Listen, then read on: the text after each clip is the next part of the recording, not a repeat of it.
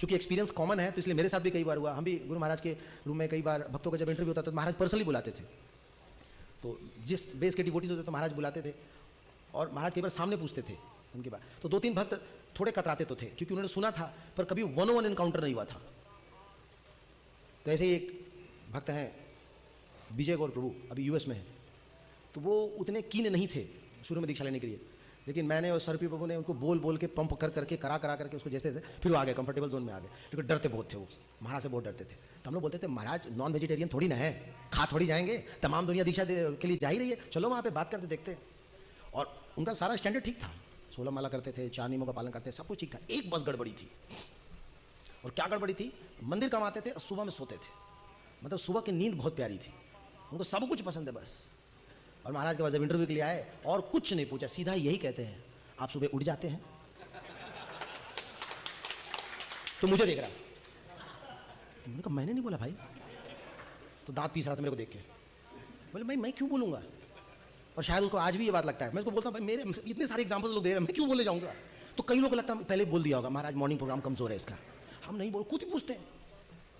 और जब ऐसा हुआ तो हमें लगने लगा अरे भैया ये तो कुछ भी हो सकता है, बहुत ज़बरदस्त स्कैनिंग मशीन है, इसलिए हम लोग साइड में बैठते हैं। एक और भक्त आए, तो महाराज जनरली जो ब्रह्मचारी आते हैं उनसे 1-2 क्वेश्चन जरूर पूछते हैं। एक, छोड़ के तो नहीं जाओगे? इस्कॉन छोड़ के तो नहीं जाओगे? ये पूछते हैं। दूसरा क्या पूछते पता है? हाँ? शादी तो नहीं करोगे ना? तो उस दिन क्या हुआ, सबसे पूछ नहीं रहे थे ये बात, लेकिन एक डिवोटी जो बेचारा कुछ ही दिन में उसका प्लान था हाँ ना कच्चा पक्का चल रहा था, वो चल रहा था। तो महाराज ने उससे पूछ दिया। तो महाराज ने एक बड़ी अच्छी लाइन बोली जो मुझे आज तक याद है, और मैं अक्सर ये दोहराता हूँ। कोई पूछता है प्रभु जी मुझे क्या करना चाहिए, तो महाराज वो बहुत ही एकदम तगड़ा वेद वाक्य है। महाराज ने कहा था it is better to remain brahmachari but if you can not then get married. अब उसको समझ में नहीं आ करें क्या भाई। तो महाराज ने मतलब ऐसा एक तीर छोड़ दिया, अभी कुछ समझ में नहीं आ रहा। वो भी मेरे को बाहर आके कह रहा था आपने कुछ बोला था महाराज को। मतलब मैं तो इस बारे में महाराज मेरे से पूछने जाएंगे शादी कर रहा है कि नहीं कर रहा है। हालांकि उस भक्त ने बाद में की शादी। तो ऐसे बहुत सारे इंट्रैक्शंस हैं। तो महाराज ऐसी बातें कहते हैं जैसे लगता है कि किसी ने उनको पहले बताया। एक बार कुछ भक्त जम्मू जाना चाहते थे और 2 लोगों से परमात्मा ने इंटरेक्ट किया था। तो कुछ भक्त लोग जम्मू जाना चाहते थे कीर्तन करने के लिए, तो प्रभु जी के पास आए। तो प्रभु जी ने मना किया। मैंने कहा कि यहाँ कीर्तन की बहुत ज़रूरत, खुद ही यहाँ लोग कम रहते हैं, हाँ और इतनी कमी पड़ी, आप कहाँ वहाँ जाओगे करने के लिए, पहले अपना मंदिर देखो, हाँ बाद में कभी मौका मिले चले जाना। तो वो महाराज के पास पहुँच गए कि प्रभु जी परमिशन नहीं दे रहा, महाराज के पास चले गए। महाराज के पास गए तो महाराज ने भी सेम बात बोल दी। तो उन भक्तों को लगा ना ये दोनों भी आपस में बातचीत हुई है लग रहा, पर ऐसा बिल्कुल नहीं था, क्योंकि मैं तो दोनों जगह देख रहा था, ऐसा बिल्कुल नहीं था। तो ये परमात्मा फैक्टर होता है। भगवान हृदय में बैठे हैं और वो ऐसे मैसेज दिलाते हैं जो कि जीवात्मा के लिए उचित होता है।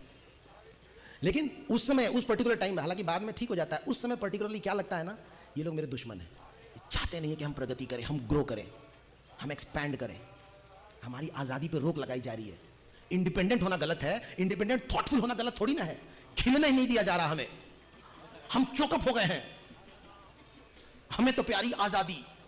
बस वो आज़ादी के चक्कर में ना, जहाँ तो एक बार परम पूज्य राधानाथ महाराज एग्जाम्पल दे रहे थे कि जो छोटी छोटी मछलियाँ अपने झुंड में चलती हैं वो ठीक रहती हैं, उनमें से एक आध सांस लेने के लिए बाहर आती है, कितना अच्छा लग रहा बाहर में, और बाहर आकर के आराम से वो तैर रही होती है। उसी समय बाज आता है और फट से उसको पकड़ता है, फट फट फट फट लेकर भाग जाता है। तब नीचे वाले देखते रहते हैं, हो गई आज़ादी, खुश हो गए, फरार। Very dangerous. तो उस समय माइंड बड़ा चीट करता है, जब हमें कोई रोकता है, हमें कोई टोकता है तो बड़ा बुरा लगता है, लेकिन कुछ समय के बाद पता चलता है यार वैसे बोले तो हमारे भले के लिए। तो कुछ तो एक्सपीरियंस होता है, ऑफ कोर्स वो पुराना एक्सपीरियंस होता है, लेकिन वो एक्सपीरियंस के पीछे जो थॉट आते हैं, जो विचार होते हैं, वो कहीं ना कहीं भगवान के होते हैं। भगवान ही वो संदेश देते हैं। तो